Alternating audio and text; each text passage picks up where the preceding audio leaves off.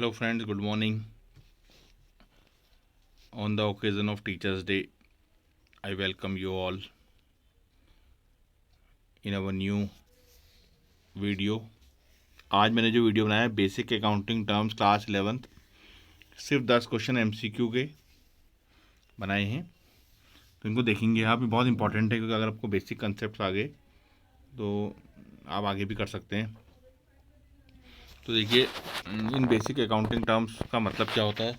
जिनके जैसे A for apple, B for boy है, ऐसी आपको बेसिक अकाउंटिंग टर्म्स आने चाहिए क्लास 11th में, तभी आप 11-12 की जनरल एंट्री, लेजर अकाउंट्स और कुछ कर पाएंगे। तो इसी के उसमें कॉन्टेक्स्ट में मैं आपको बताता हूँ कि कैसे एमसीक्यू आ सकते हैं और कैसे होंगे। इन्हीं पे सिर्फ 10 क्वेश्चंस का हमने एक वीडियो बनाया है, उसको देखेंगे क्योंकि बहुत ज़्यादा क्वेश्चन 20-30 करने में बोर हो जाते हैं, तो इसलिए इतने ही क्वेश्चन बनाए हैं।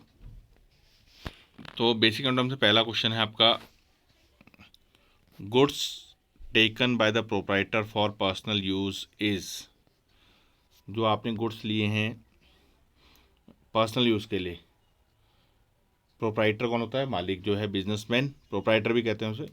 तो उसने जो गुड्स लिए हैं पर्सनल यूज़ के लिए, उसे क्या कहेंगे? सेल, या फिर ड्राइंग्स, या फिर परचेज, या फिर एक्सपेंस।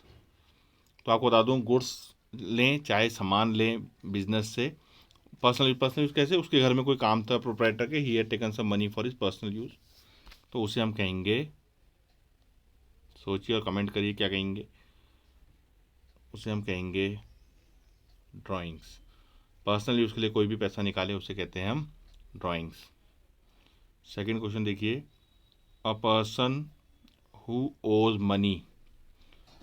ओज का मतलब है जिसने लिए हैं। A person who owes money to a firm against goods sold is called.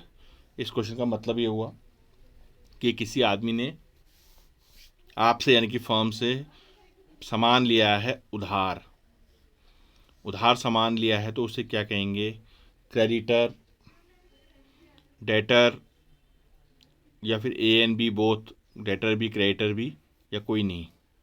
तो जब कोई हमारे से पैसे लेता है तो उससे हमसे पैसे या सामान लेता है, हमसे मीन्स बिजनेस से। जब हम अकाउंट्स पढ़ते हैं तो अपने को बिजनेसमैन मानते हैं, तो जो हमसे पैसे ले रहा है उसे कहते हैं हम डेटर या डेप्टर। जिससे हमें पैसे देने हैं, यानी कि हमारा क्या है? वो देनदार, हिंदी में से कहते हैं देनदार, उसने हमें पैसे देने हैं। और जो जिसने हमसे लेने होते हैं वो क्या होता है? क्रेडिटर। इसको हमने देने हैं, बहुत इंपॉर्टेंट है। जिससे पैसे लेने हैं डेप्टर या डेटर, तो ये हमारा एसेट है, संपत्ति है हमारी, ये हमें मिलना है। क्रेडिटर वो होता है जिसको हमने देने हैं पैसे। थर्ड क्वेश्चन देखिए, a liability arises because of. Liability क्या होता है? जो हमने लोगों को पैसे देने, हमारे दायित्व जो है, हमारे ऊपर जो कर्जा है या पैसा देना है, वट एवर इट इज़, जो हमने क्रेडिट में लिया, that all is called liability. तो लाइबिलिटी अराइजेज बिकॉज ऑफ, क्यों बनती है लाइबिलिटी? कैश ट्रांजेक्शन्स, यानी कि हम नगद खरीदते बेचते हैं तब बनती है। क्रेडिट ट्रांजेक्शन्स, उधार में खरीदते बेचते हैं तब बनती है।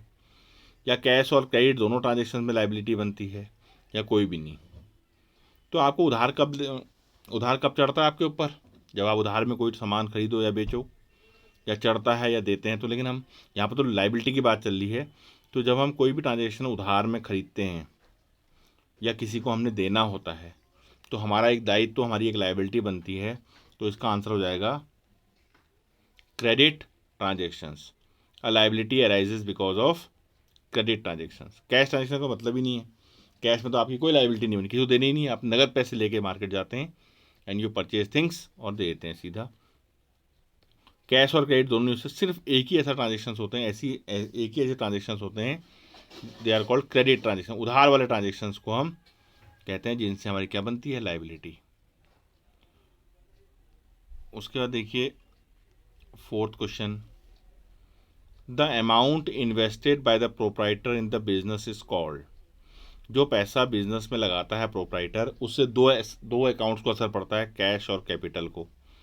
हमने जब अमाउंट इन्वेस्ट किया, क्या खरीदा? मशीन खरीदी, लैंड खरीदी, बिल्डिंग खरीदी, कोई मशीन लगाई, प्लांट लगाया, फर्नीचर खरीदा, कुछ भी खरीदा, तो उसे कहते हैं हम जो उसने पैसा लगाया है वो कैश के रूप में लाया, उसने बहुत सारा सामान खरीदा, तो उसे हम अकाउंट्स में क्या कहेंगे, कैपिटल यानी कि पूंजी।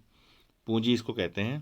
पैसा नहीं है सिर्फ, इसमें amount invested by the proprietor. उसने हो सकता है दुकान खोली हो, दुकान को सेट किया हो, 1 लाख रुपए लग गए, ये purchase some things for the factory, जो भी उसने सामान खरीदा, तो उसे हम कहेंगे कैपिटल। तो जो भी प्रोप्राइटर लगाएगा बिजनेस में उसे कहते हैं प्रोप्राइटर। 5th क्वेश्चन देखिए, the nature of capital is. Capital का नेचर कैसा होता है? कैपिटल एक एसेट है, कैपिटल एक लाइबिलिटी है, कैपिटल एक इनकम है, या कैपिटल एक एक्सपेंस है। तो हमारा जो अकाउंटिंग एंटिटी एजम्पशन है उसके मैं वीडियो बनाऊंगा अभी, उसके हिसाब से बिजनेस और बिजनेसमैन दोनों अलग अलग हैं। बिजनेस और बिजनेसमैन दोनों अलग अलग हैं। तो जो कैपिटल बिजनेस में लगाई गई है तो बिजनेसमैन की अपनी, लेकिन बिजनेस ये मान के चलता है कि वन डे और द अदर कभी ना कभी ये कैपिटल किसको लौटानी है, बिजनेसमैन को। तो बिजनेस के लिए क्या है, लाइबिलिटी। चाहे वो ओनर्स की अपनी लाइबिलिटी है, अपना नहीं भी मिलेगा कोई बात नहीं, लेकिन बिजनेस के लिए क्या है, वो लाइबिलिटी है। तो capital is the nature of capital is the liability.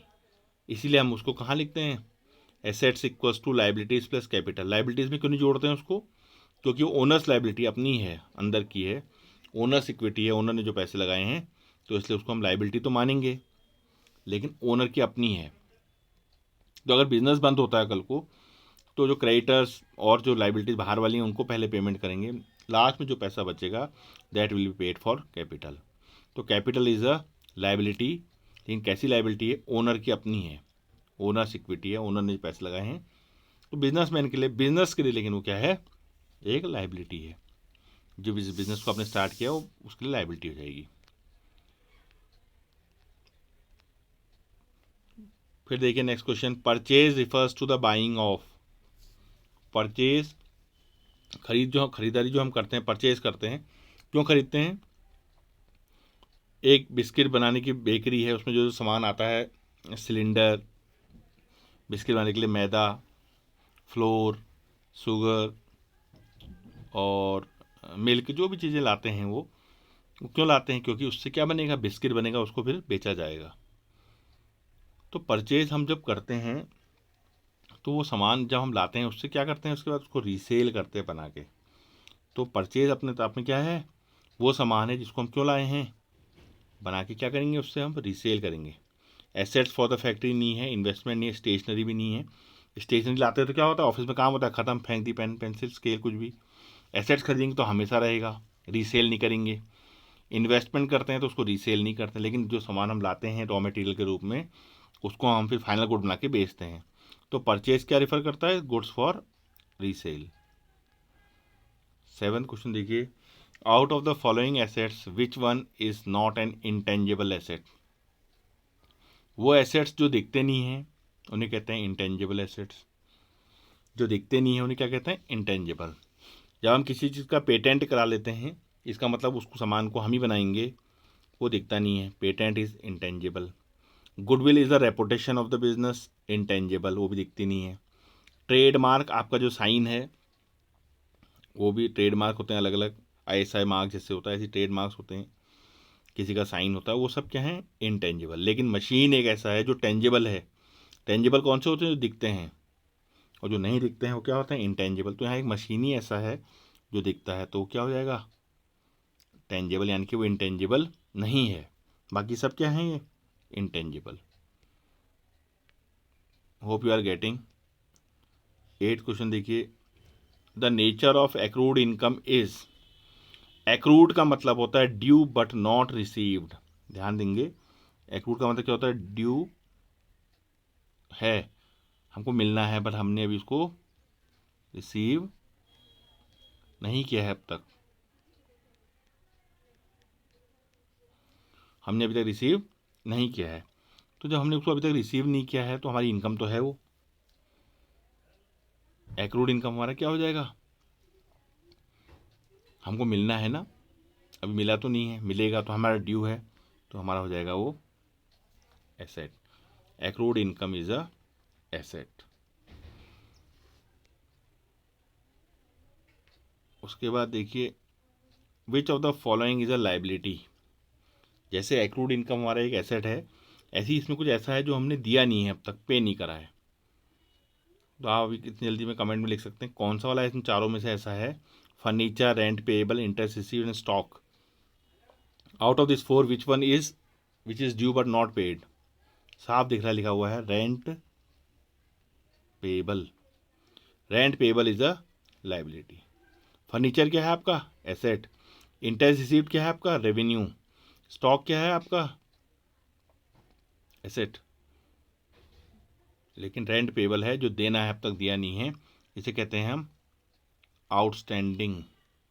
Outstanding का मतलब क्या होता है? Due but not paid. Prepaid का मतलब होता है पेड इन एडवांस। आउटस्टैंडिंग का मतलब होता है अकाउंट में जो ड्यू है अब तक लेकिन पे नहीं किया है, तो ये हमारी एक लाइबिलिटी है। फिर देखिए 10th question, which of the following is revenue. इसमें रेवेन्यू कौन सा है? रेवेन्यू क्या होता है? जो सामान बेच के मिलता है। तो इसमें एक ही आइटम ऐसा है जिसको बेच के कुछ मिलेगा। परचेज में तो खरीदते हैं। रिटर्न आउटवर्ड का मतलब जो खरीदा था गलत आ गया, वापस कर दिया। इसका दूसरा नाम क्या होता है रिटर्न आउटवर्ड का? Purchase return. क्या होता है? Purchase return. सेल के बाद जो वापस आ जाता है हमारे पास, उसे कहते हैं सेल्स रिटर्न या फिर रिटर्न इनवर्ड। तो इन चारों में से कौन सा ऐसा आइटम है जिससे हमको पैसा मिलेगा, रेवेन्यू मिलेगा? वो क्या होगा? सेल। देखो सैलरी पेएबल तो देना है, रिटर्न आउटवर्ड वापस जा रहा है, परचेजेस खरीदा है हमने, सैलरी पेएबल आपकी लाइबिलिटी है। तो सिर्फ आपका सेल्स है जो क्या है? रेवेन्यू है। तो ऐसे आप देख सकते हैं कि 10 क्वेश्चंस वी हैव डन, और इन 10 क्वेश्चंस के बेस पे आप काफ़ी कुछ सीख सकते हैं। बहुत ही इंपॉर्टेंट है ये बेसिक जो है आपका, तो इसको कर लेंगे और फिर उसके बाद आपको फिर नेक्स्ट वीडियो में मिलेंगे। Hope you all got this. Channel को सब्सक्राइब करिए, लाइक करिए, और कोई कमेंट अगर आपको नहीं आ रहा है समझ में तो यू कैन आस्क मी। बहुत जल्दी नया वीडियो आएगा, इसी के बेस पे सेकंड भी कितने बच्चे हैं उनको देखते हैं। Good day.